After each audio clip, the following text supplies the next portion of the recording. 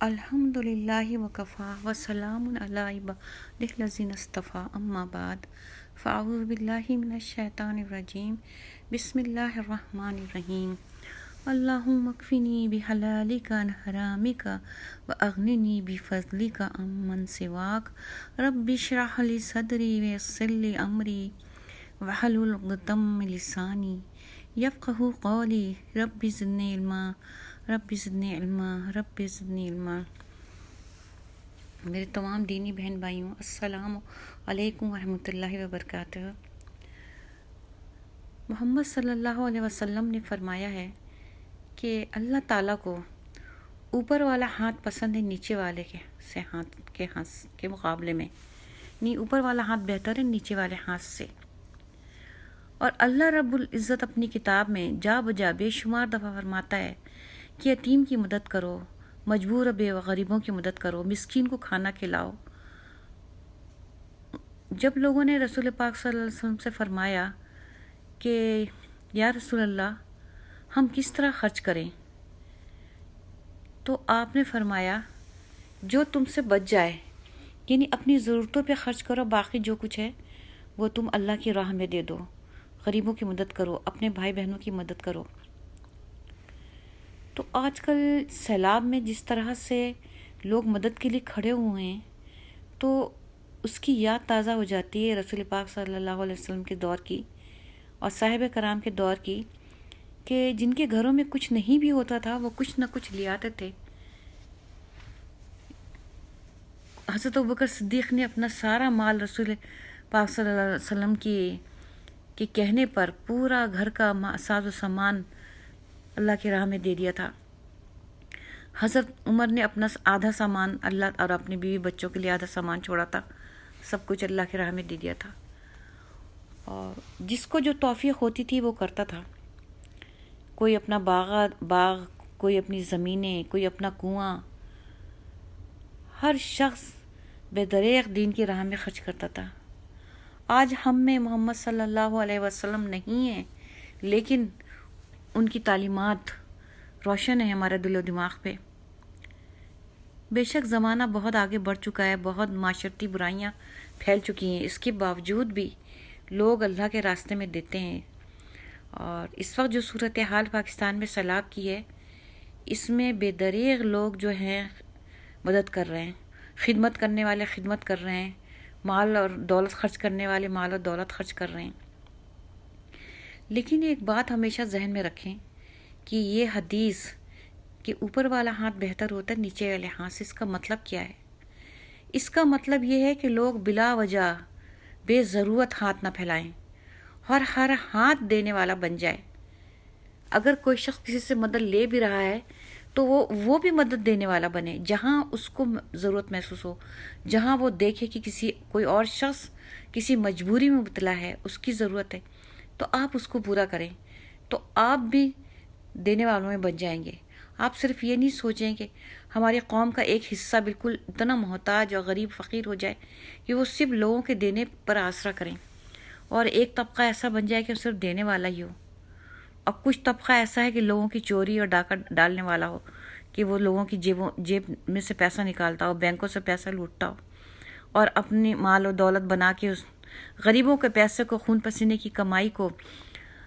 ٹیکسوں کے ذریعے وصول کر کے اب پھر اس پیسے کو جا کے دوسرے ملکوں میں بینکوں میں جمع کر کے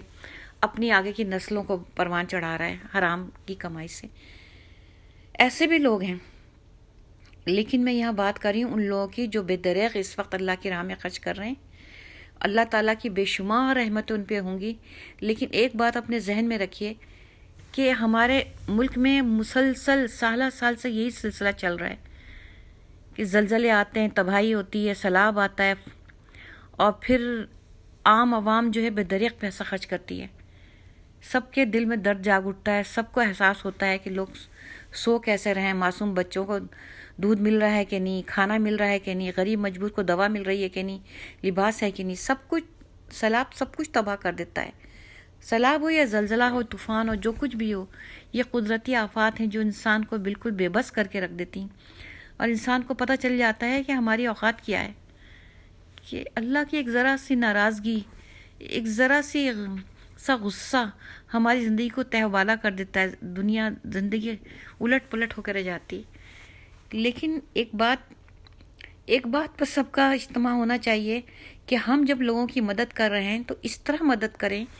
کہ وہ گرو ہوں، وہ آگے بڑھیں، ان کے اندر کام کی صلاحیت پیدا ہو، وہ خود سے کچھ کر سکیں۔ ابھی وقتی طور پہ تو انہیں ضرورت ہے کہ آپ انہیں شیلٹر مہیا کریں، آپ انہیں کھانا دیں، آپ انہیں دوائی دیں، ان کی ضرورت کی ساری چیزیں مہیا کریں، لیکن اس طرح سے نہیں کہ لوگ جو ہیں 3-4 مہینے کا سامان جمع کر لیں اور پھر سب کچھ کھا پی کے پھر بیٹھ جائیں، سب کچھ خرچ کر کے پھر بیٹھ جائیں کہ پھر کوئی مدد آئے گی، یا یہ کہ وہ جو کچھ دیا جا رہا ہے اس میں لوٹ مار ہو جائے، بیچ میں سے لوگ اڑا لیں، اچھے خاصے لوگ کھاتے پیتے لوگ اس سامان کو ہڑپ کر جائیں اور وہ غریبوں تک نہ پہنچے۔ ابھی بھی بہت سارے علاقے ایسے ہیں جن میں امدادی سامان نہیں پہنچ رہا، مدد نہیں پہنچ رہی، لوگ بہت بے بس بے چارگی سے بیٹھے ہوئے ہیں۔ موسم بھی اب آہستہ آہستہ چینج ہو رہا ہے، گرمیاں ختم ہوں گی، سردیاں آ جائیں گی، تو ان تمام چیزوں کو غور کرتے ہوئے کیا یہ نہیں ہو سکتا کہ لوگ مل کے کوئی ایسا کام کریں جو ان کی ہمیشہ کے لیے، آئندہ کی زندگی کے لیے کام آئے، ان کا فیوچر مضبوط ہو جائے۔ ایک تو بچوں کے کھانے پینے کے لیے چیزیں مہیا کرنے کے بعد، اور کم سے کم اتنا مال ان کو دے دیں، اتنی چیزیں ان کی ضرورت کی مہیا کر دیں کہ وہ 2-3 مہینے تک اپنا گزارا کر سکیں۔ پھر اس کے بعد یہ سوچیں کہ ان کے لیے کیا کرنا ہے۔ وہ تمام علاقے جو بہت زیادہ ندی نالوں کے قریب ہیں اور جہاں سیلاب آتا ہے، ان جگہوں کو بالکل صاف ستھرا کر دیں، ان جگہوں پر مکانات تعمیر کرنے کی اجازت نہ دی جائے، اس بات کی کوشش کی جائے کہ آئندہ کبھی بھی لوگ ادھر جا کے پھر مکان کی تعمیر نہ کریں۔ دوسری بات یہ ہے کہ ڈیم بنوائیں، کوشش کریں، اگر عوام سڑکوں پہ نکل کے شور مچائے کہ ہمیں ڈیم کی ضرورت ہے تو ڈیم نہیں بنے گا کیا؟ ایسی حکومت کو ووٹ کیوں دیتے ہیں؟ ایسے لوگوں کو کیوں ووٹ دیتے ہیں؟ سندھ میں جو اتنی تباہی ہوئی ہے، لوگ نہیں سوچتے کہ ہم ایسے لوگوں کو ووٹ دے رہے ہیں جو جنہیں ہماری زندگی کی بھی پرواہ نہیں، جو ہمیں موت کے منہ میں دھکیل رہے ہیں۔ ڈیم بنائے جائیں، اس پہ پیسہ خرچ کیا جائے۔ دوسرے، ان علاقوں میں کوئی چھوٹے کارخانے، کوئی ملیں ایسی بنائی جائیں جس میں روزگار لوگوں کو مہیا ہو۔ فوری طور پہ اگر بڑے روزگار مہیا نہیں کر سکتے ہیں تو چھوٹے روزگار تو مہیا کیے جا سکتے ہیں، چھوٹی چھوٹی صنعتیں تو لگائی جا سکتی ہیں۔ گھروں میں تو ایمبرائڈری کا کام ہو سکتا ہے، گھروں میں سلائی کڑھائی ہو سکتی ہے، بہت سارے کام ایسے لوگ گھروں میں بیٹھ کے کرتے ہیں۔ ایسے کام کے لیے ان کو کچھ نقد رقم دی جائے تاکہ اس پیسے کو کسی کام میں لائیں، اور جو لوگ اس لائق نہیں ہیں یا جن کے اندر ہمت نہیں ہے، جو کرنا نہیں چاہتے، ان کو خود سے کر کے دیں۔ اگر حکومتی سطح پہ یہ سب نہیں ہو رہا ہے تو لوگ جس طرح اپنی مدد آپ کے طور پہ کام کر رہے ہیں، اسی طرح اس پہ بھی کام ہو سکتا ہے کہ کچھ لوگ 50-100 افراد مل کے اپنے پیسے جمع کریں، اس پیسوں سے کچھ ایسا کام کریں کہ آگے وہ ان کا کام پھیلے۔ اگر 50 آدمی مل کے کسی ایک شخص کی مدد کرتا ہے تو وہ ایک شخص کی مدد صرف اسے کھانے پینے کے لیے نہیں ہونی چاہیے، اس کے لیے کوئی ایسا کام ہونا چاہیے جس کام کے بلبوتے پر اس کے گھر کا